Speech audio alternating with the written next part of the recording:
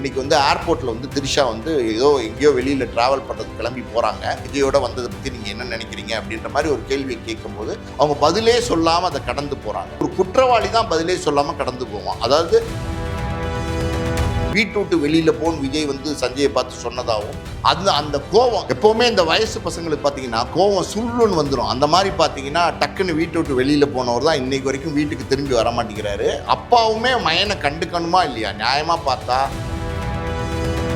இன்னொரு அதிர்ச்சியான தகவல் நான் கேள்விப்பட்டேன். கெஜெட்லேயே பார்த்தீங்கன்னா விஜய் பேரை நீக்கிறதுக்கு ஒரு சில வேலைகளை வந்து விஜயோடைய மகன் பண்ணிட்டாருன்னு சொல்றாங்க. அதாவது கெஜெட்ல வந்து எனக்கு வந்து அம்மா தான் அப்பா வேண்டாம் அப்படின்னு சொல்லி ரஜினிகாந்த் எல்லாம் எப்படின்னா யாருக்கும் எதுக்கும் பயப்படாத ஆளு. அதாவது இப்ப இருக்கிற ரஜினியை வச்சுதான் பேசுறீங்க. இப்ப இருக்கிற ரஜினி வேற, அப்போ 50 வருஷத்துக்கு முன்னாடி இருந்த ரஜினி வேற. 50 வருஷத்துக்கு முன்னாடி எல்லாம் ரஜினி எப்படின்னா அதாவது கயிறு அத்து விட்ட குதிரை மாதிரி, அதாவது ரேஸ் குதிரை மாதிரி அப்படி போனான்னு வச்சுங்க, ட்ரிகர் ஆகி போனான்னு வச்சுங்க, அப்படி ஒரு கோபமும் அப்படி ஒரு ஆவேசமும் அப்படி ஒரு எதிர்ப்பு குணமும் ரஜினி கிட்ட இருந்துச்சு. மீடியா சர்க்கிள் நேர்களுக்கு வணக்கம். இன்றைக்கு நம்ம நேர்களுக்கு ஆஸ்கார் மூவிஸ் தயாரிப்பாளர் பாலாஜி பிரபு மூடுந்திருக்கிறார். அவர் பேசுகிறோம். சார் வணக்கம். வணக்கம். விஜய் அவர்களோட த்ரிஷா அவர்கள் அந்த திருமண விழாவுக்கு போனது தான் வந்து மிகப்பெரிய அளவில் சர்ச்சை வெடிச்சிருக்கு. அதுக்கப்புறம் பார்த்தீங்கன்னா நடிகர் பார்த்திபன் தொடங்கி பல நடிகர்கள் வந்து கண்டனம் தெரிவிச்சிருக்காங்க. பார்த்திபன் 2-3 வீடியோ போட்டார் த்ரிஷா வைத்து. இன்றைக்கு ஏர்போர்ட்டில் த்ரிஷா அவர்கள் வந்து எங்கேயோ போகும்போது பத்திரிகையாளர்கள்ட்ட கேட்குறாங்க, அந்த விழாவுக்கு போனது வந்து சர்ச்சையாக இருக்குது, அதை பற்றி உங்களோட கருத்து என்ன அப்படின்னு. அவங்க வந்து பதில் சொல்லாமல் அப்படியே போயிட்டாங்க. அவங்களே உணர்ந்துட்டாங்களா அந்த விழாவில் வந்து நம்ம போனது தவறு அப்படின்னு, விஜய்க்கு எதிராக திரும்பிடுச்சு அப்படின்னு? அவங்க உணர்ந்துட்டாங்கன்னா நம்ம சொல்ல முடியாது.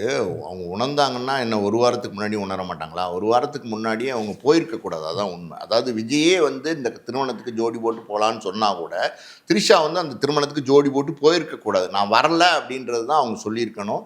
இது வந்து உங்களுடைய அரசியலுக்கு வாழ்க்கைக்கு பெரிய பின்னடைவாக மாறிங்கிறத த்ரிஷா வந்து சொல்லியிருக்கணும். அதாவது உண்மையாலுமே ஒரு நல்ல எண்ணம் இருந்துச்சுன்னு வச்சுக்கோங்களேன், அந்த நல்ல எண்ணம் வந்து இப்படி தான் வெளிப்படும். நான் வந்தேன்னா இன்றைக்கி வந்து உங்களுடைய அரசியல் வாழ்க்கைக்கு பெரிய வந்து பின்னடைவாக மாறிடும், அதனால் நான் வரல அப்படின்னு தான் ஒரு நல்ல பெண்மணி சொல்லியிருக்கணும். ஆனால் விஜய் கூப்பிட்டோன்னா உடனே வந்து ஜோடி போட்டு வந்ததுங்கிறது வந்து இன்றைக்கி வந்து தமிழ்நாட்டில் பெரிய விமர்சனமாக இருக்குது. அதாவது ஒரு சில பெண்கள் தான் பார்த்திங்கன்னா அப்படி இப்படின்னு பேசிக்கிட்டு இருக்காங்களே தவிர விஜய்க்கு சப்போர்ட் பண்ணி, பொதுவான பெண்கள் அதாவது மெஜாரிட்டியான பெண்கள் பார்த்திங்கன்னா விஜய் மேலே இருந்த நம்பிக்கையை வந்து இழந்துட்டாங்க. அதான் உண்மை. அதாவது சின்ன சின்ன பெண்கள், அதாவது 18, 20, 21 காலேஜ் போகிற பெண்கள்லாம் பார்த்திங்கன்னா விஜயண்ணா விஜயண்ணா விஜயண்ணான்னு பெரிய பிரியம் வச்சுருந்தாங்க. ஏன் இளைஞர்கள் கூட பார்த்திங்கன்னா விஜயண்ணா விஜயண்ணான்னு பெரிய பிரியம் வச்சுருந்தாங்க. ஒழுக்கமான ஒரு ஸ்ட்ரீம் லைனில் போயிட்டு இருக்கிற பெண்கள் ஆண்கள் எல்லாருமே பார்த்தீங்கன்னா, இந்த இளைஞர்கள் பர்டிகுலராக பார்த்தீங்கன்னா விஜய் மேலே இருக்கிற அந்த நம்பிக்கையை வந்து தளர்த்திக்கிட்டாங்க. அதான் உண்மை. அதாவது வந்து நம்ம வந்து பெரிய லெவலில் நம்ம தலைவரை நினச்சோம், ஆனால் வந்து நம்ம தலைவர் வந்து அந்த அளவுக்கு கண்ணியமான ஆளாக இல்லை அப்படிங்கிறத வந்து அவங்க வந்து உணர்ந்துட்டாங்க. அதான் உண்மை. அந்த மாதிரி அந்த வகையில் நீங்கள் பார்த்தீங்கன்னா எல்லாருமே தங்களுடைய எதிர்ப்பை காமிச்சிட்டாங்க.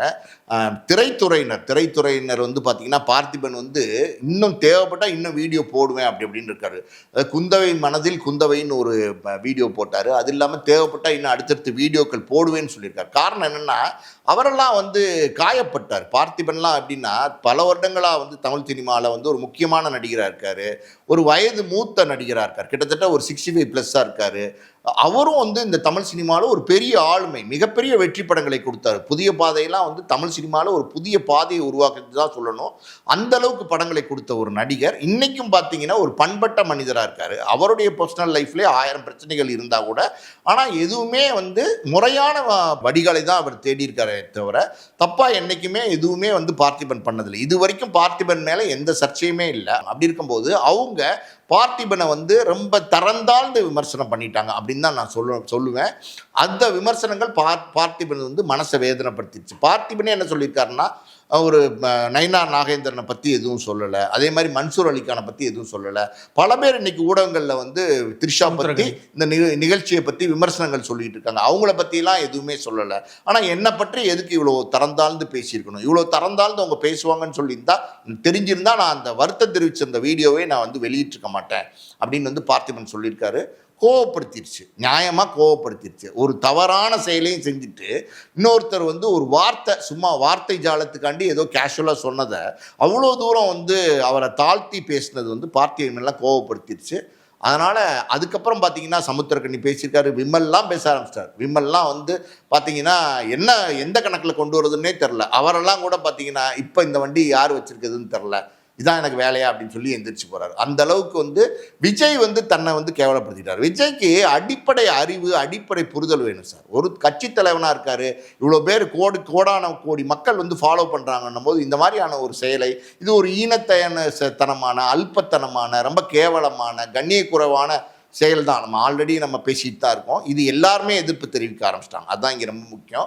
ஸோ அப்படி பார்க்கும்போது இன்னைக்கு வந்து ஏர்போர்ட்டில் வந்து திரிஷா வந்து ஏதோ எங்கேயோ வெளியில் ட்ராவல் பண்ணுறது கிளம்பி போகிறாங்க.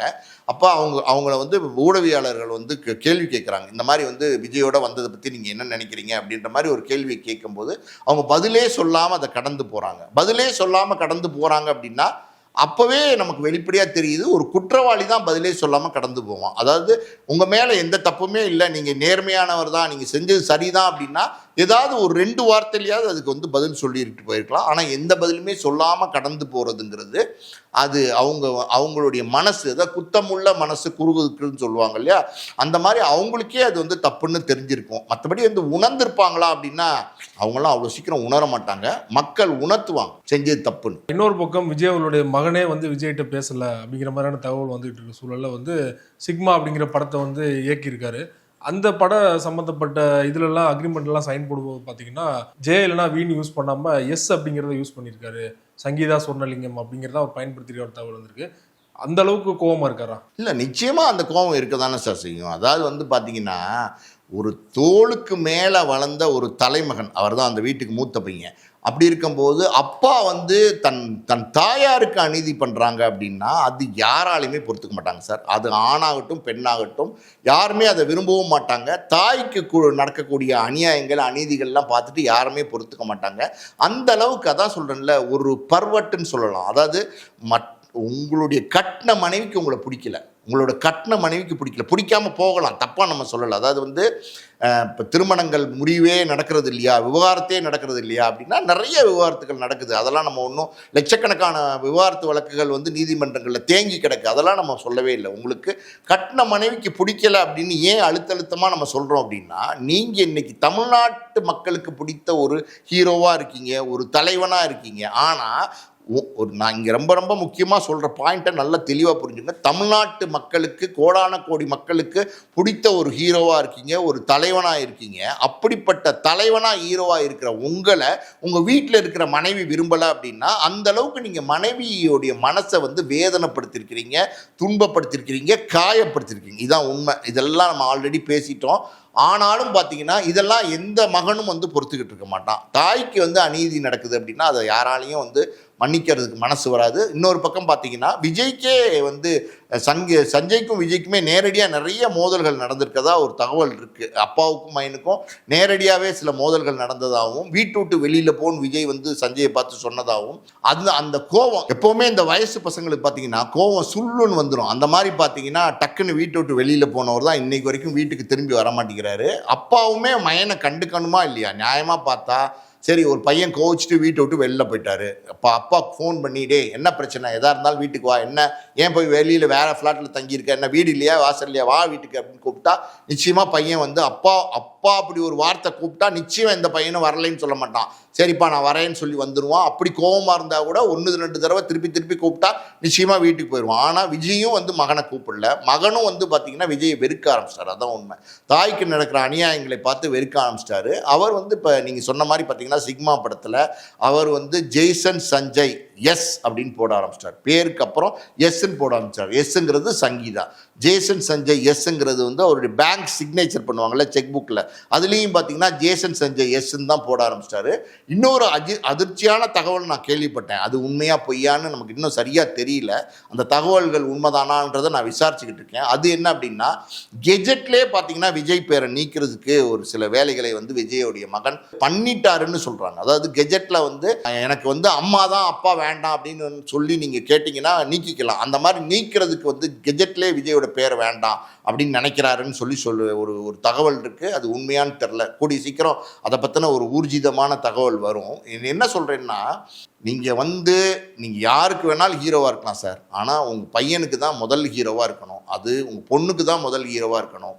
அதை நீங்கள் செய்ய தவறிட்டீங்க. அப்படி இருக்கும்போது அம்மாவோடைய பேரை இனிஷியலாக பயன்படுத்துகிறாங்க அப்படின்னா அம்மாவை நேசிக்கிறாங்க, அப்பாவை வெறுக்கிறாங்கன்னு அர்த்தம். இந்த அளவுக்கு வந்து கெஜெட்லேயே பேரை நிற்கிற அளவுக்கு போயிட்டாருன்னா அவர்லாம் பொதுப்படையா வந்து வெளியில பேச ஆரம்பிச்சாருன்னா இன்னும் நெகட்டிவா மாறும் இல்லையா விஜய் அவர்களுக்கு? அதாவது பேச விரும்பாம இருக்காரு, அதான் உண்மை. 25 வயசு பையன் பேச விரும்பாம இருக்காரு. அப்பா பத்தி பேசணும்னு ஆரம்பிச்சாருன்னா ஏகப்பட்ட விஷயங்கள் பேசுறதுக்கான சூழ்நிலை வரும். அதாவது அம்மா வந்து சங்கீதா இருக்காங்க இல்லையா, அவங்களே பார்த்தீங்கன்னா வீட்டில் ஹோம் அரெஸ்ட் பண்ணி வச்சிருக்காரு, ஹவுஸ் அரெஸ்ட் பண்ணி வச்சிருக்காருன்னு ஒரு தகவல் இருக்குது. அதனால தான் வந்து பார்த்தீங்கன்னா என்னை இந்த வீட்டில் வந்து நிம்மதியாக வாழ விடணும், அந்த வீட்டுக்குள்ளே வாழ விடணும்னு அவங்க ஒரு பெட்டிஷனை வழக்கறிஞர் மூலமாக வந்து தாக்கல் பண்ணியிருக்கிறாங்கன்னு ஒரு செய்தி இருக்குது. மொத்தத்தில் பார்த்தீங்கன்னா சங்கீதா அவங்க வந்து ஒரு பிரிட்டன் சிட்டிசன், அவங்க இன்னைக்கு எங்கேயும் போக முடியாது, கணவனை நம்பி வந்திருக்கிறாங்க, 2 குழந்தைங்க இருக்குது. அப்படின்னும் போது 28 வருஷம் கழித்து வேறு ஒரு பெண்ணுக்காண்டி கட்டின மனைவியை துரத்தி விடுறதுங்கிறது எந்த விதத்திலையுமே நியாயமான விஷயமா இருக்காது. அதை வந்து விஜய் செஞ்சுட்டு இருக்காரு. அவர் வந்து தன்னை தலைவன்னு சொல்லிட்டு இருக்காரு, தன்னை முதலமைச்சர் வேட்பாளராக வரப்போற தேர்தலில் அடையாளப்படுத்திட்டு தேர்தலில் போட்டியிட போறாரு. ஸோ இதுதான் வேடிக்கையான நிலைமை. ஸோ அப்பாவோட பேரே கெஜெட்டில் நீக்கிறதுக்கான அளவுக்கு ஒரு பையன் வந்து அப்பாவே வேண்டான்னு நினைச்சாதான் அந்த முடிவுக்கு வருவான். அந்த ஒரு எண்டு பாயிண்ட்னு சொல்லுவாங்க, டெட் பாயிண்ட்னு சொல்லுவாங்க, அந்த லாஸ்ட் பாயிண்ட்ல வந்து அவங்க நிற்கிறாங்க. உறவு வேண்டாங்கிற அந்த விளிம்புல போய் அவங்க நிற்கிறாங்க. யாரு? சங்கீதா, அவருடைய மகன், அவருடைய மகள், எல்லாரும். அப்பா அம்மா அவங்களுக்கும் பார்த்தீங்கன்னா இதே நிலைமை தான். ஆனால் அவங்க மகனை வேணான்னு சொல்ல முடியாமல் தவிச்சுக்கிட்டு இருக்காங்க. இங்கே வந்து பார்த்தீங்கன்னா வேண்டாம், விட்டுலாம் அந்த உறவு அப்படின்னு சொல்லி ஒதுங்கிட்டாங்க. என்ன சார் நீங்கள் விஜயா இருந்தானே யாராக இருந்தானே, ஏன் எங்கள் அப்பா விஜய்னு சொல்லி கொண்டாட முடியாத ஒரு மகன் அவன் வந்து எந்த அளவுக்கு வந்து காயப்பட்டிருப்பான்னு நீங்கள் பாருங்கள். இன்னொரு பக்கம் நேற்று ஆதவ் அர்ஜுனா வந்து இன்னொரு சர்ச்சையை கிளப்பியிருக்காரு. ஏற்கனவே அஜித் ரசிகர்களை வந்து அந்த கட்சியோட நிர்வாகி ஃபெலிக்ஸ் வந்து பேசுனது வந்து அஜித் ரசிகர்களை கோவத்தை தூண்டுற மாதிரி இருந்துச்சு.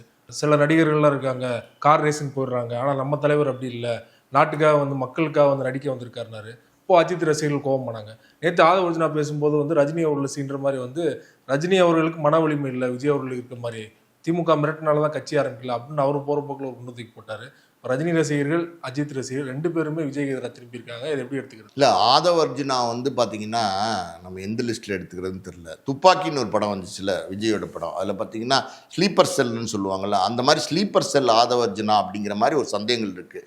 ஆல்ரெடி ஒரு பேச்சு இருக்குது, பிஜேபியால் அனுப்பப்பட்ட ஆள் தான் ஆதவ் அர்ஜுனா, கூடவே இருந்து குளிபறிக்கிறதுன்னு கேள்விப்பட்டிருக்கீங்களா?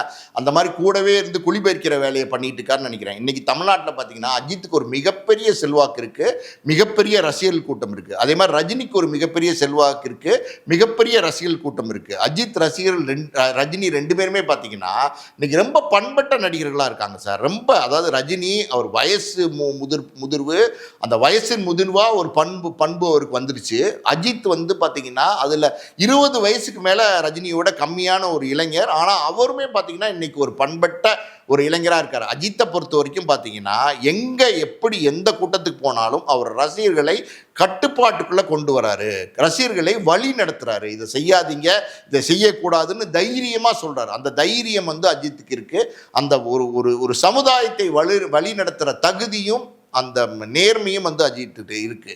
இன்னொரு பக்கம் நீங்கள் ரஜினிகாந்தை பார்த்தீங்கன்னா, ரஜினிகாந்தெல்லாம் எப்படின்னா யாருக்கும் எதுக்கும் பயப்படாத ஆள். அதாவது இப்போ நீங்கள் வந்து இப்போ இருக்கிற ரஜினியை வச்சு தான் பேசுகிறீங்க. இப்போ இருக்கிற ரஜினி வேற, அப்போ 50 வருஷத்துக்கு முன்னாடி இருந்த ரஜினி வேற. 50 வருஷத்துக்கு முன்னாடிலாம் ரஜினி எப்படின்னா, அதாவது கயிறு அத்து விட்ட குதிரை மாதிரி, அதாவது ரேஸ் குதிரை மாதிரி அப்படி போனார்னு வச்சுங்க, ட்ரிகர் ஆகி போனான்னு வச்சுக்கோங்க. அப்படி ஒரு கோபமும், அப்படி ஒரு ஆவேசமும், அப்படி ஒரு எதிர்ப்பு குணமும் ரஜினிகிட்ட இருந்தது உண்மை. அதெல்லாம் பார்த்து அந்த காலத்தில் ரஜினியை பார்த்தவங்களுக்கு எல்லாருக்குமே தெரியும் யாரா ரஜினி அப்படிங்கிறது எல்லாருக்குமே தெரியும். காலப்போக்கில் வந்து பார்த்திங்கன்னா ரஜினி வந்து தன்னை பண்படுத்திக்கிறார், தன்னை பக்குவப்படுத்திக்கிறார், தன்னை வந்து இயல்பான ஒரு மனிதனாக, ஒரு நல்ல மனிதனா, ஒழுக்கமுள்ள மனிதனா, இந்த சொசைட்டியில் மற்றவர்களை நம்ம மதிக்கணும் அப்படிங்கிற அளவுக்கு ஒரு மனிதனா வந்து தன்னை வந்து உருவாக்கிட்டார். ரஜினி எப்படின்னா, அஜித்தோட டயலாக் அது ரஜினிக்கு பொருத்தும். அதை ரஜினி ஒரு மேடையில் சொன்னார் கூலி ரிலீஸில். அதாவது என் வாழ்க்கையில் ஒவ்வொரு நொடியாக நானே செதுக்கிட்டேன்டா அப்படின்னு அஜித் சொல்லுவார் இல்லையா, அந்த மாதிரி பார்த்தீங்கன்னா ரஜினி எல்லாம் தானே வந்து உருண்டு பிறண்டு கஷ்டப்பட்டு கடை நிலையில் சாப்பாட்டுக்கு இல்லாமல் இருந்தவர் சார் ரஜினி எல்லாம். அந்த மாதிரி வந்து ஒரு உழைப்பை போட்டு இன்னைக்கு வந்து எப்படி சொல்ல, ஜெயிண்ட் வளர்ச்சி, அது ராட்சச வளர்ச்சின்னு சொல்லுவாங்கல்ல, அப்படி வந்து இன்னைக்கு வந்து தமிழ் மக்களின் உள்ளத்தை கொள்ளை கொண்டவராக வந்து ரஜினிகாந்த் இருக்கார். ரஜினிகாந்த் எல்லாம் யாருமே வந்து குறை சொல்ல முடியாது. ரஜினிக்கு தைரியம் இல்லைன்னு சொல்லி பேசுறாரு இந்த ஆதவ் அர்ஜுனா. அந்த ரஜினி ஆரம்பத்தில் வந்து 70 கடைசியில் இந்த ரஜினியெல்லாம் இவர் பார்த்துருப்பாரா? இவருக்கெல்லாம் தெரியுமா? இவருக்கு சினிமானா என்னன்னு தெரியுமா? இவரெல்லாம் பச்சா ரஜினி கிட்ட கம்பேர் பண்ணும்போது இவரெல்லாம் பார்த்தீங்கன்னா அவருடைய இவர் உயரமான ஆளாக இருக்கலாம், ஆனால் ரஜினி வந்து மனசுல மிக உயரமான ஆள். அதான் உண்மை. ரஜினி எல்லாம் 96ல் சொன்னாரு, அதாவது இந்த ஆட்சி மீண்டும் வந்தால் ஆண்டவனே இந்த காப்பாற்ற முடியாது இந்த தமிழ்நாட்டுன்னு சொன்னார். இப்படி ஒரு வார்த்தை, ஒரே ஒரு, அதாவது அவர் சொன்ன இந்த ஒரு வார்த்தை தமிழ்நாட்டு அரசியலை புரட்டி போட்டுச்சா இல்லையா? அன்னைக்கு வந்து பார்த்தீங்கன்னா ஜெயலலிதா ஆட்சியில் இருந்தாங்க. அன்னைக்கு அந்த தேர்தலில் கலைஞர் வந்து ஆட்சிக்கு வர்றதுக்கு இந்த ஒரு வார்த்தை போதுமானதாக இருந்தது. அன்னைக்கு மட்டும் ரஜினிகாந்த் வந்து கட்சி ஆரம்பித்து எலெக்ஷனில் நின்றிருந்தாருன்னா 234 தொகுதிகளில் 234 தொகுதியிலையும் ஜெயிச்சிருப்பார். அந்த அளவுக்கு ஒரு ரஜினி அலை, ரஜினிசம்னு சொல்லுவாங்கள்ல, அந்த மாதிரி ஒரு வெறித்தனமான ரஜினி ரசிகர்கள். இன்னைக்கு கிட்டத்தட்ட 55+ 60 ஆயிடுச்சு ரஜினி ரசிகர்களுக்கு. அன்னைக்கு இளைஞர்களா 25 28 வயசுல இருந்தவங்க எல்லாம் பார்த்தீங்கன்னா வெறித்தனமா இருந்தாங்க ரஜினி மேல, பயங்கர வெறித்தனமா இருந்தாங்க. எப்படியாவது நம்ம தலைவர் வந்து அரசியலுக்கு வரமாட்டாரா, நம்மளை வழி நடத்த மாட்டாரான்னு நினைச்சாங்க. ஆனா ரஜினி பதவிக்கு ஆசைப்படல, புகழுக்கு ஆசைப்படல, பேருக்கு ஆசைப்படல, எதுக்குமே ஆசைப்படல. ரஜினி இது நமக்கு சரியா வராது, நமக்கு அரசியல் தெரியாது, வேண்டாம், நம்ம வந்து வெளியிலிருந்தே வேடிக்கை பார்ப்போம் அப்படின்னு சொல்லி ஒரு முடிவை, அது சரியான முடிவு, அதை எடுத்தார். அன்னைக்கு மட்டும் ஒரு செகண்ட் அல்பத்தனமாக ஆசைப்பட்டிருந்தாருன்னா இன்னைக்கு தமிழ்நாட்டோட சீஃப் மினிஸ்டர் ரஜினி இருந்திருப்பார். இதுதான் உண்மை. ஆனால் அப்படியெல்லாம் ஆசைகள் இல்லை அப்படிங்கிறத வந்து அவர் வெளிப்படையாகவே திறந்துட்டு வாழ்கிற ஒரு துறவியாக வாழ்ந்துட்டு இருக்காரு. அவரோட தைரியத்தை பற்றியெல்லாம் பேசுறதுக்கு யாருக்குமே தகுதி இல்லை சார். அவரெல்லாம் அசால்ட்டாக என்ன வேணால் பண்ணிட்டு போகிறவர்.